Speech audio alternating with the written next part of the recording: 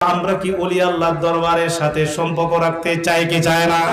তাহলে এই দলিল থেকে কি প্রমাণিত হইল ওলি আল্লাহর দরবারে যাওয়া বেদাত না ইবাদত?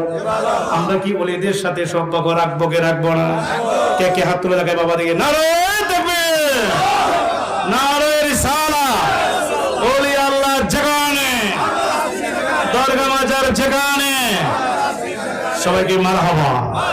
আমরা কি কষ্ট হইতাছে বাবা? এরপরে বাবা এখানে আমরা যারা বসছি কি বলেন বাবা, আমরা ওলি আল্লাহর মাজারে গিয়ে কদম বসি করে কি করি না? ইহানো দিছে ফতোয়া, যেখানে গেলে প্রেম হয়, যেখানে গেলে ওলি আল্লাহর দয়া হওয়া যায়, ইহানো ফতোয়া দিছে। মানুষের বিয়াদব বানায় আছে বাবা। এই বাবা একটা কথা কই, মুরব্বীরা সত্য করে কইন, আপনি কি ঈদের নামাজতে আয়া মা বাপের পায়ের মধ্যে সালাম করতেন কি করতেন না? এখন এর মধ্যে বেদাত ফতোয়া, শিরকি। যেখানে দিলে প্রেম হয়, আপনি একটা চিন্তা করে দেখেন, একজন